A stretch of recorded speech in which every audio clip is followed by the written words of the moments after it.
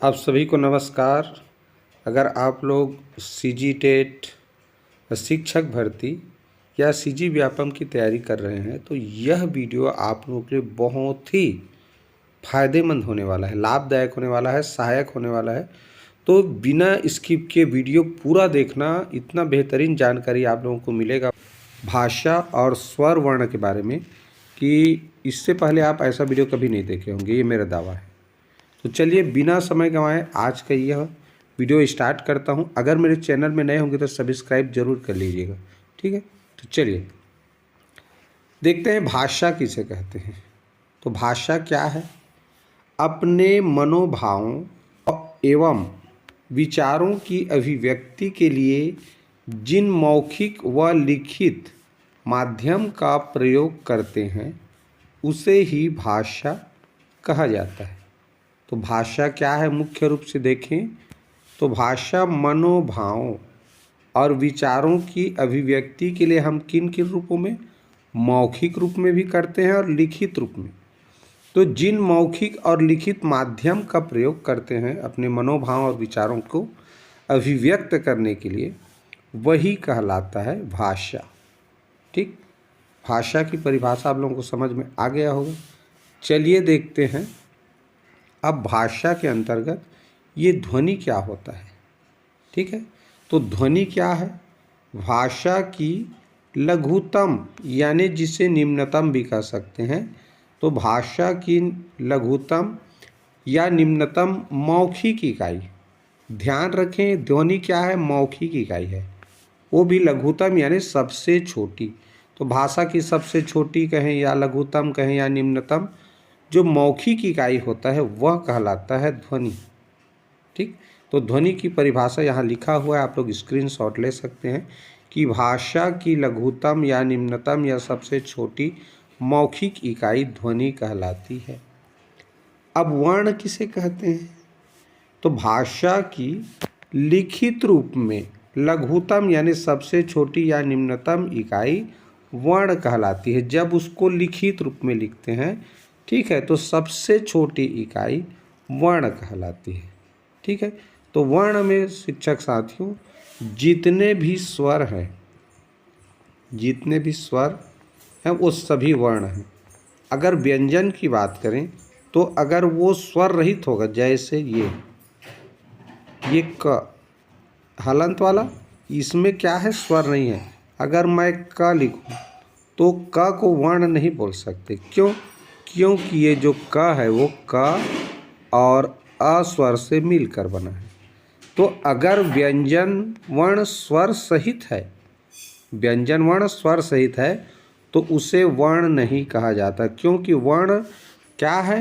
भाषा की सबसे छोटी लिखित इकाई है। सबसे छोटी लिखित इकाई है, सबसे छोटी है, इसका मतलब उसे हम और तोड़ नहीं सकते। तो यहाँ क को तोड़ा जा सकता है, उसमें से स्वर को अलग और व्यंजन को अलग किया जा सकता है। ठीक है, इसलिए जो क स्वर सहित है वो वर्ण नहीं है, उसे क्या कहते हैं आगे बताने वाला हूँ। तो याद रखें जितने भी स्वर वर्ण हैं और जितने भी व्यंजन हैं वो भी हलंत वाले, वो सभी वर्ण कहलाते हैं। ठीक, अब देखिए आगे, अब आते हैं अक्षर में। अब आप लोगों के मन में जो कुछ और अभी प्रश्न खड़ा हो रहा होगा वो यहाँ पर उत्तर उसका मिल जाएगा। तो देखिए अक्षर किसे कहते हैं? अक्षर सभी स्वर वर्ण, जितने भी स्वर वर्ण हैं वो सभी स्वर रहित व स्वर सहित व्यंजन वर्ण अक्षर कहलाते हैं। तो जितने भी स्वर हैं, कुल कितने? 11 स्वर। तो 11 स्वर और 2 अयोगवाह कहलाता है, अम और अहा।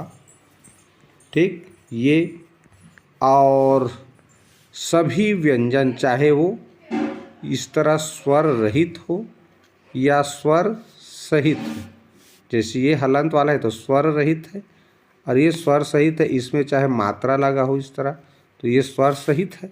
ठीक, तो ये सभी कहलाते हैं अक्षर। क्या कहलाते हैं? अक्षर। क्लियर।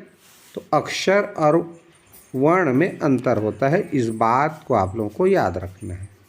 वर्ण क्या है, तो सभी स्वर और वो वे व्यंजन जो स्वर रहित हैं उसके साथ अस्वर भी मत जुड़ा हो, हलंत वाले व्यंजन, तो वो कहलाते हैं वर्ण। और अक्षर कब कहलाएंगे, जब उनके साथ अस्वर या कोई भी स्वर अ से लेकर औ तक कोई भी स्वर अगर जुड़ा हुआ है, यानी मात्रा जुड़ा हुआ है, तो वे अक्षर कहलाएंगे। क्लियर। तो अक्षर वर्ण स्पष्ट कर दिया। अब देखते हैं स्वर वर्ण कौन कौन से हैं। तो स्वर वर्ण कौन कौन से हैं, ध्यान से देखिए। ये अ आ ई उ ऋ ए ऐ ओ औ, यानी कुल 11 स्वर होते हैं। कितने स्वर होते हैं, 11 स्वर। तो इसकी संख्या जानना बहुत जरूरी है। अंग जिसको बोलते हैं या अम भी पढ़ते हैं, ये अनुस्वार कहलाता है।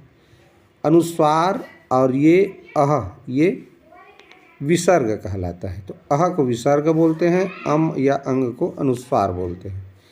अंग और अह, इसका जो उच्चारण है वो हमेशा स्वर के बाद आता है, ठीक।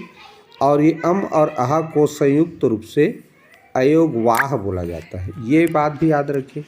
अयोगवाह क्या है, तो अम और अह जो कि अयोगवाह है। दूसरा चीज, अम और अह न तो स्वर है न ही व्यंजन है।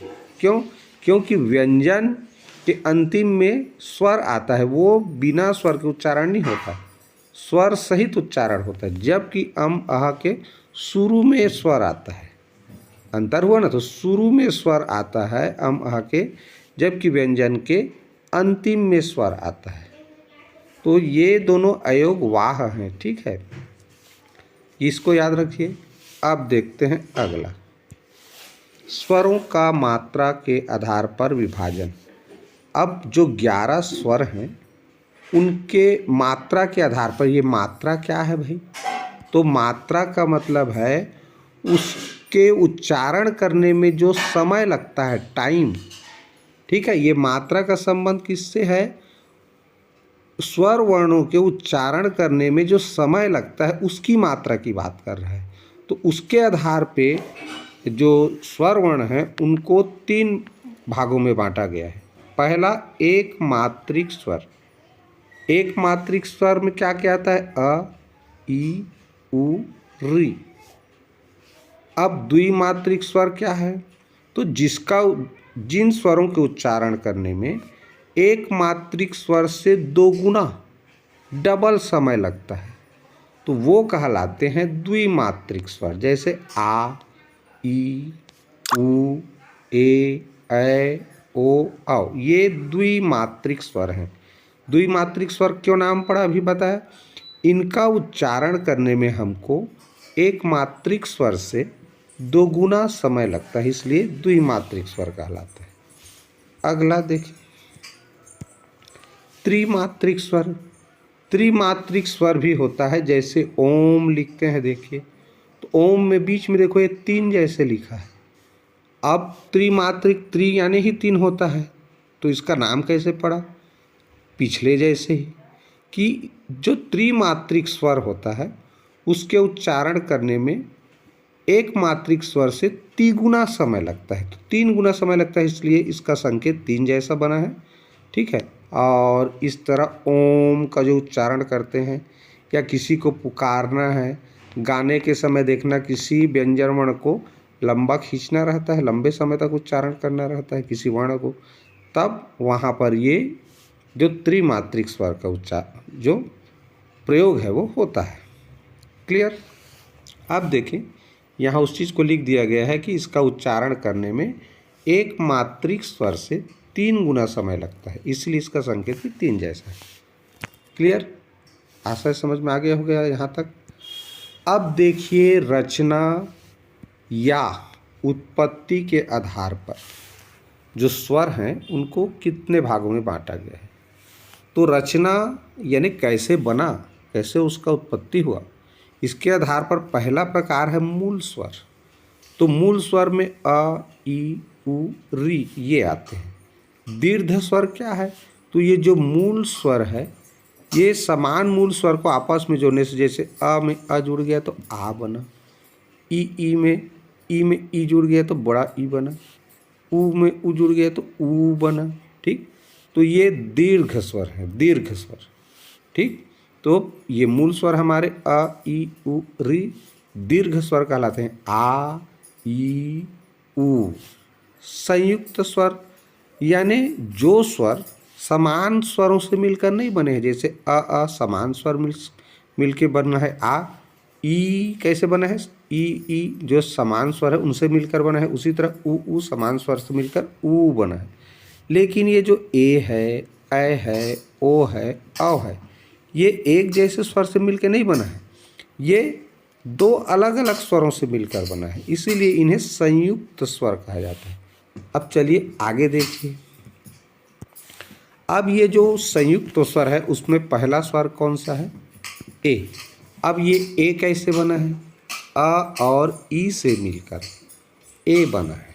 ठीक, अब यहाँ तक आपको बहुत सारे वीडियो में देखने को मिलेगा। अब आगे जो लिखा हूँ ये आप लोगों को बहुत कम वीडियो में देखने को मिलता है। इस चीज़ को समझे रहेंगे आप तो संधि समझने में आसान होगा। ठीक है, तो आ के साथ ई मिलेगा छोटा ई तो भी ए बनेगा, आ के साथ बड़ा ई मिलेगा तो भी ए बनता है, आ के साथ छोटा ई मिलेगा तो भी ए बनता है, आ के साथ बड़ा ई मिले तो भी ए बनता है। ठीक, तो हमको यहाँ मुख्य रूप से देखा जाए तो किसको ध्यान देना है, ये वाला। परीक्षा में आता है कि ए कैसे बना है, तो वो अ धन ई का संयुक्त अक्षर है, यानी अ और ई मिलके ए बना है, ऐसा याद रखना है। ठीक, लेकिन संधि को समझना है, आगे चल के संधि समझना है, विशेषकर गुण स्वर संधि जिसको बोलते हैं। तो ये भी आपको याद रहना चाहिए कि आ के साथ छोटा ई जुड़े तो ए बनता है, आ के साथ बड़ा ई जुड़ेगा तो भी ए ही बनता है, आ के साथ छोटा ई जुड़े तो भी ए बनता है, और आ के साथ बड़ा ई जुड़े तो भी ए बनता है। ये भी आपको याद रहना चाहिए। चलिए अगला देखें। चलिए देखते हैं ये दूसरा जो संयुक्त अक्षर है ए, ये कैसे बना है, तो ये बना है अ धन ए से मिलकर, अ धन ए से मिलकर, यानी अ और ए को जोड़ के बना है ए। तो इसी लाइन को आपको याद रखना है मुख्य रूप से। संयुक्त अक्षर जानने के लिए अगर कहे आए प्रश्न में कि ए कैसे बना है, तो अ और ए मिलकर ए बना है। बाकी आपको जो संधि पढ़ेंगे उसके लिए काम आता है संधि में, तो आ के साथ ए जोड़े तो भी ए बनेगा आ। ठीक, तो ये भी याद रखना है। अब देखिए आय के बाद अगला जो संयुक्त स्वर है वो कौन सा है, ओ। वो कौन सा है, ओ है। तो ओ कैसे बना है, अ और ऊ से मिलकर, आ और ऊ जब मिलता है तो ओ बनता है। तो इस चीज़ को आपको याद रखना है कि ओ जो संयुक्त स्वर है आ और ऊ से मिलकर बना है। और इसी में कहें तो अ में ऊ मिल जाए, ठीक है, आ में बड़ा ऊ मिल जाए तो भी ओ ही बनेगा। ठीक, आ में बड़ा ऊ मिल जाए तो भी ओ ही बनेगा। उसी तरह आ में ऊ मिले या आ में बड़ा ऊ मिले तो भी ओ ही बनेगा, ये भी याद रखना है, ये संधि की दृष्टि से। ठीक, ये देखिए यहाँ पर अगला जो स्वर का नियम बता रहा था कि आ के साथ ऊ जुड़े या आ के साथ बड़ा ऊ या छोटा ऊ जुड़े तो भी ऊ ही बनेगा ना, याद रखिए इसको, ये संधि के दृष्टिकोण से याद रखना है। अब आओ अगला जो संयुक्त स्वर है कौन सा है, आओ। तो आओ कैसे बना है, आ और ओ से मिलकर बना है। आ में ओ जोड़ो तो भी आओ बनेगा और आ में ओ जोड़ो तो भी आओ ही बनता है। ठीक, तो हमको ये वाला याद रखना है। ये आगे संधि के लिए ये चीज़ पता रहेगा कि आ में ओ जोड़ने मात्र से ही आओ नहीं बनता, आ में भी ओ जोड़ेंगे तो भी आओ बनता है। ये चीज़ याद रहेगा तो आपको संधि में आसानी होगा, संधि को समझने में। क्लियर, तो ये चीज़ मैं अन्य वीडियो से थोड़ा अलग बता रहा हूँ। अब देखिए छोटा बड़ा के आधार पे, छोटा बड़ा के आधार पे अगर हम स्वर वर्णों को विभाजित करें तो कैसे होगा, तो लघु स्वर जिसे ह्रस्व स्वर भी कहते हैं, तो ये अ, ई, उ और री, ठीक, जिसे मूल स्वर कहा जाता है। तो ये मूल स्वर का 3 नाम है। छोटा बड़ा के आधार पे करें तो लघु स्वर, ह्रस्व स्वर, इसे अ, ई, उ, री को ही बोलते हैं, इसे ही मूल स्वर कहा जाता है। मूल स्वर कह रहे हैं तो उस समय उत्पत्ति या रचना के आधार पे नामकरण हो रहा है, लेकिन लघु या ह्रस्व स्वर कह रहे हैं तो वहाँ छोटा बड़ा के आधार पे हो रहा है।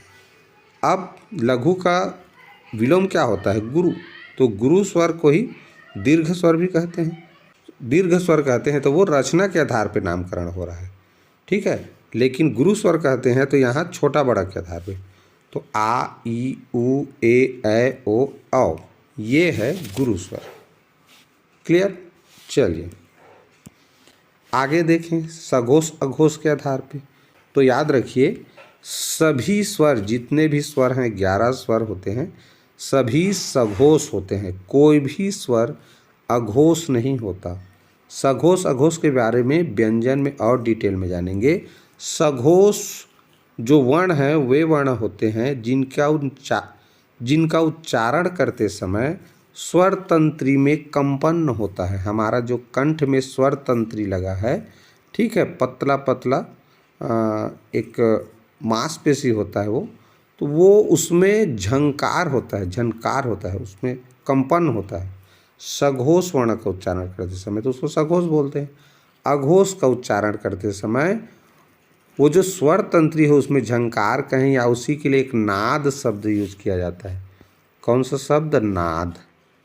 तो सघोष वर्ण का उच्चारण करते समय नाद होता है, और जो अघोष वर्ण है उसका उच्चारण करने के समय सांस का उपयोग किया जाता है। किसका? सांस का। तो याद रखें सघोष का संबंध नाद से है, अघोष का संबंध सांस से है, ठीक। तो जितने भी स्वर वर्ण हैं 11 वो सभी क्या है? सघोष वर्ण है। एक और चीज़ नोट यहाँ लिखा हूँ उसको भी ध्यान दो। स्वर वर्णों को अल्प प्राण या महाप्राण के आधार पर नहीं बांटा जाता, ठीक। व्यंजनों को जैसे अल्प प्राण और महाप्राण के आधार पर भी विभाजित किया जाता है, वर्गीकृत किया जाता है, ऐसा स्वर वर्णों को नहीं बांटा जाता। इस बात को याद रखना है। क्लियर? चलिए अब ये देखिए अनुस्वार, जो अम बोलते हैं वो अनुस्वार है। अभी मैंने बताया कि इसका शुरुआत अ से होता है और व्यंजन में जाकर खत्म हो जाए। शुरुआत स्वर से होता है, ठीक है, और ये न तो स्वर हैं न ही व्यंजन है। अनुनासिक, अनुनासिक ये जो चंद्रबिंदी वाला है वो अनुनासिक कहलाता है, और ये जो अह जिसको बोलते हैं वो क्या है? विसर्ग है। तो ये अनुस्वार और अनुनासिक में एक थोड़ा सा जो अंतर है उसको ध्यान दीजिए। बिल्कुल सरल है ये, जैसे इसकी मात्रा ऐसे लिखते हैं। तो आप इसको मानो नाक का छेद, तो यहाँ पर नाक का छेद है, इसका मतलब एक नाक का छेद है। इसका मतलब है कि इसका जब भी उच्चारण करेंगे ना अनुस्वार का, तो नाक से ज़्यादा और मुंह से कम करना है, ठीक, जिस पर भी ये अनुस्वार की मात्रा लगा हो। अब ये अनुनासिक में देखो ध्यान से, अनुनासिक को, इसको मान लो मुंह और ये बिंदी को मान लो नाक, ठीक है। ये ऐसे ही संकेत भी बनाया गया है ना, याद रखो। तो इसमें मुंह है बड़ा और नाक का छेद एक ठो है, माने छोटा है मान के चलो। तो मुंह बड़ा, इसका मतलब मुंह से ज़्यादा उच्चारण करना है और नाक से कम उच्चारण करना है। तो अनुनासिक और अनुस्वार को देखो, ये संकेत से ही स्पष्ट हो जाता है। चूँकि अनुस्वार में ये जो मुंह वाला समझो चिन्ह नहीं है, नाक के लिए मान के चलो एक बिंदी है तो एक नाक, तो नाक है, मुंह का चिन्ह नहीं है। इसका मतलब नाक से ज़्यादा उच्चारण करना है, मुंह से कम। अनुनासिक में मुंह का चित्र भी बना है, एक बिंदी भी बना है, तो उसको एक नाक का छेद मानो, ठीक है। तो मुंह से ज़्यादा करना है इसको, मुंह का चिन्ह बड़ा है, नाक का छोटा है, तो नाक से कम करना है। तो ये अनुनासिक हो गया। अब विसर्ग को जान रहे हैं, इसका उच्चारण करते समय अ के बाद ह का थोड़ा ध्वनि हमें सुनाई देता है, ठीक, जिसका उपयोग ज़्यादातर संस्कृत में होता है। हिंदी में जैसे ये दुख लिखते हैं लिखते तो हैं लेकिन उच्चारण नहीं करते। दुख, तो दुख हो गया। प्रायः यहाँ पर अतः, तो ये जो अहा की मात्रा है वो ज़्यादातर संस्कृत के शब्दों में हम देखने को पाते हैं। ठीक, तो इस तरह हो गया शिक्षक साथियों स्वर वर्णों का विभाजन। और तो आप लोगों को यह वीडियो कैसा लगा, ठीक, कमेंट करके ज़रूर बताइएगा। इसके बाद मैं व्यंजन वर्णों का वीडियो लेकर के आऊँगा। तो अगर मेरे चैनल में नए होंगे तो सब्सक्राइब जरूर कर लीजिए, लाइक करके एक छोटा सा प्यारा सा कमेंट जरूर कीजिए। तो नेक्स्ट वीडियो में फिर मिलेंगे, तब तक के लिए goodbye, have a nice day.